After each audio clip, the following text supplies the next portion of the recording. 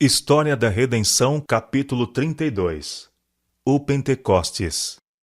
Quando Jesus abriu o entendimento dos discípulos para o significado das profecias concernentes a ele próprio, assegurou-lhes de que todo o poder lhe era dado nos céus e na terra, e enviou-os a pregar o evangelho a toda a criatura.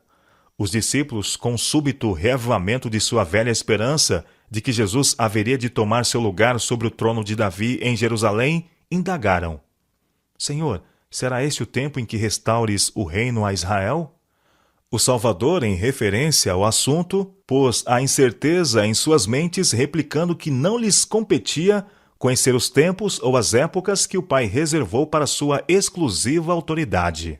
Os discípulos começaram a esperar que o maravilhoso derramamento do Espírito Santo influenciasse o povo judeu a aceitar a Jesus. O Salvador absteve-se de explanar mais alguma coisa, pois sabia que quando o Espírito Santo fosse derramado sobre eles, em medida completa, suas mentes seriam iluminadas e haveriam de compreender inteiramente o seu trabalho e retomá-lo onde ele o havia deixado. Os discípulos reuniram-se num aposento superior, unindo-se em oração às mulheres crentes, com Maria, mãe de Jesus, e seus irmãos. Estes irmãos que tinham sido descrentes estavam agora plenamente firmados na fé pelas cenas que acompanharam a crucifixão e pela ressurreição e ascensão do Senhor. O número de pessoas reunidas era cerca de 120. O derramamento do Espírito Santo.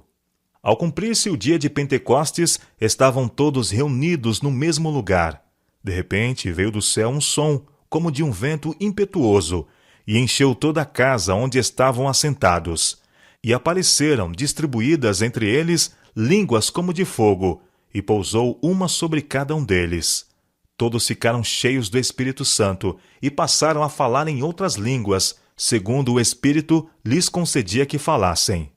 O Espírito Santo, assumindo a forma de línguas de fogo, repousou sobre a Assembleia, como um emblema do dom outorgado aos discípulos de falar em confluência várias línguas diferentes, com as quais nunca tinham tomado contato anteriormente. A aparência de fogo significava o zelo fervente com que os apóstolos trabalhariam e o poder que assistiria às suas palavras. Sob esta celestial iluminação, as passagens da Escritura que Cristo tinha explanado aos discípulos apresentavam-se às suas mentes com brilho e a beleza de clara e poderosa verdade. O véu que os impedira de ver o fim daquilo que era abolido foi agora removido, e o objetivo da missão de Cristo e a natureza de seu reino foram compreendidos com perfeita clareza. No poder do Pentecostes. Os judeus tinham sido dispersados por quase todos os países e falavam vários idiomas. Tinham vindo de longas distâncias a Jerusalém e temporariamente fixaram residência ali, para permanecer durante as festas religiosas, então em andamento, e para observar seus reclamos. Quando reunidos, eram de todas as línguas conhecidas.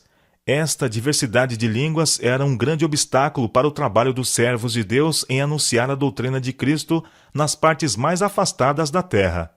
Ter Deus suprido a deficiência dos apóstolos de maneira milagrosa foi para o povo a mais perfeita confirmação do testemunho desses mensageiros de Cristo. O Espírito Santo fez por eles o que não poderiam ter feito por si mesmos em toda uma vida, de modo que eles podiam agora espalhar a verdade do Evangelho no estrangeiro, falando com perfeição a língua daqueles por quem estavam trabalhando. Este miraculoso dom era a maior evidência que poderiam apresentar ao mundo de que sua comissão levava o sinete do céu. Ora, estavam habitando em Jerusalém judeus, homens piedosos de todas as nações debaixo do céu. Quando, pois, se fez ouvir aquela voz, afluiu a multidão, porque se possuiu de perplexidade, porquanto cada um os ouvia falar na sua própria língua. Estavam, pois, atônitos e se admiravam, dizendo: Vede, não são, porventura, galileus todos esses aí que estão falando? E como os ouvimos falar, cada um em nossa própria língua materna? Os sacerdotes e príncipes ficaram grandemente irados com esta maravilhosa manifestação, que era referida através de toda Jerusalém e cercaninhas.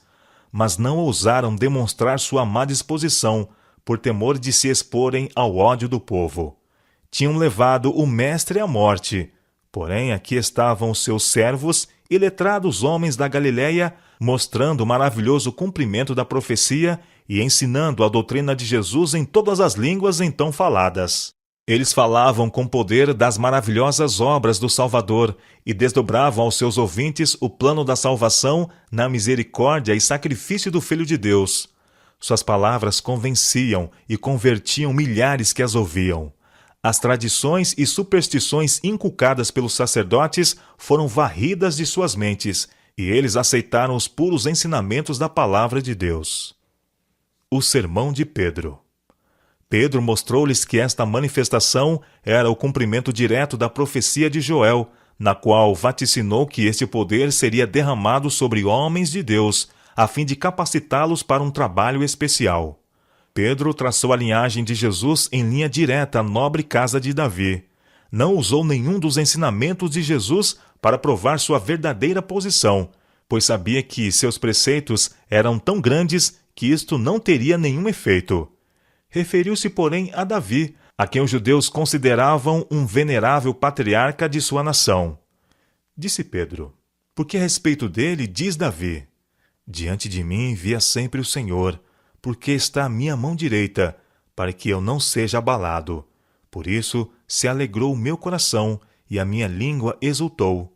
Além disto, também a minha própria carne repousará em esperança, porque não deixarás a minha alma na morte, nem permitirás que o teu santo veja a corrupção.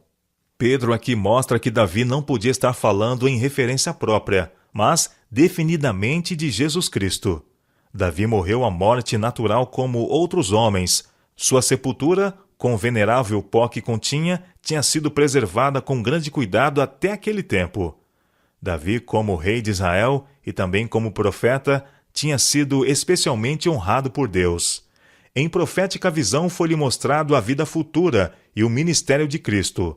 Viu sua rejeição, julgamento, crucifixão, sepultamento, ressurreição e ascensão. Davi testificou que a alma de Cristo não seria deixada no inferno, nem sua carne veria corrupção. Pedro mostrou o cumprimento desta profecia em Jesus de Nazaré. Deus efetivamente o havia ressuscitado do sepulcro antes que seu corpo visse corrupção, e agora era o ser exaltado nos céus dos céus. Nesta memorável ocasião, grande número dos que até aqui ridicularizavam a ideia de pessoa tão despretensiosa como Jesus, ser o Filho de Deus, tornaram-se completamente convencidos da verdade e reconheceram-no como seu Salvador. 3.000 almas foram acrescentadas à igreja. Os apóstolos falavam pelo poder do Espírito Santo, e suas palavras não podiam ser controvertidas, pois eram confirmadas por poderosos milagres, operados por eles mediante o derramamento do Espírito de Deus. Os próprios discípulos estavam atônitos ante o resultado desta visitação e com rápida e abundante colheita de almas. Todo o povo estava cheio de assombro. Aqueles que não abandonavam o preconceito e fanatismo estavam tão intimidados que não ousaram pela voz nem pela violência tentar deter esse poderoso trabalho, e por esse tempo sua oposição cessou. Somente os argumentos dos apóstolos, embora claros e convincentes, não teriam removido o preconceito dos judeus que resistira a tantas evidências. Mas o Espírito Santo enviou tais argumentos com divino poder a seus corações. Eles eram como afiadas setas do Todo-Poderoso, convencendo-os de sua terrível culpa em haverem rejeitado e crucificado o Senhor da Glória. Ouvindo eles estas coisas, compungia-se-lhes o coração e perguntaram a Pedro e aos demais apóstolos: que faremos, irmãos? Respondeu-lhes Pedro: arrependei-vos, e cada um de vós seja batizado em nome de Jesus Cristo para a remissão dos vossos pecados, e recebereis o dom do Espírito Santo. Pedro levou ao íntimo do povo convicto o fato de que haviam rejeitado a Cristo por terem sido enganados pelos sacerdotes e príncipes, e que se eles continuassem a buscar conselho desses homens e esperassem que esses líderes reconhecessem a Cristo, em vez de ousar fazê-lo por si mesmos, jamais o aceitariam. Esses homens poderosos, embora fazendo profissão de piedade, eram ambiciosos e zelosos por riquezas e glórias terrenas. Jamais viriam a Cristo para receber iluminação. Jesus havia predito a terrível retribuição que viria sobre o povo por sua obstinada incredulidade, não obstante as mais poderosas evidências dadas a eles de que Jesus era o Filho de Deus. Desde esse tempo em diante, a linguagem dos discípulos era pura, simples e correta em palavra e dicção, tanto falando eles sua língua nativa como uma língua estrangeira. Estes homens humildes, que nunca tinham aprendido na escola dos profetas, apresentavam verdades tão elevadas e puras que maravilhavam os que as ouviam.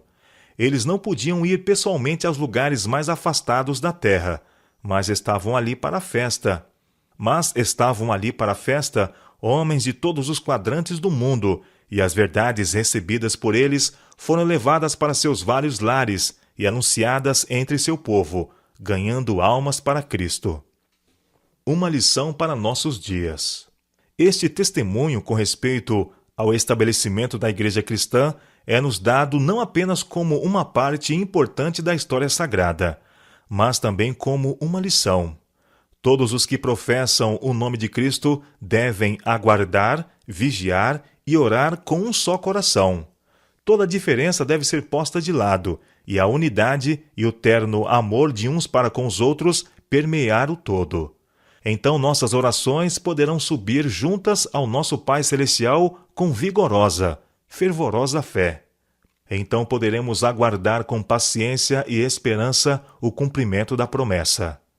A resposta pode vir com súbita velocidade e sobrepujante poder, ou pode demorar por dias e semanas, e nossa fé receber uma prova. Deus, porém, sabe como e quando responder nossa oração. É nossa parte do trabalho colocarmos-nos a nós mesmos em associação com o divino canal. Deus é responsável por sua parte no trabalho. Ele é fiel ao que prometeu. A grande e importante questão conosco é ser um só coração e uma só mente, colocando de lado toda a inveja e maldade, e como humildes suplicantes, vigiarmos e aguardarmos. Jesus, nosso representante e cabeça, está pronto para fazer por nós o que fez pelos suplicantes e vigilantes no dia de Pentecostes.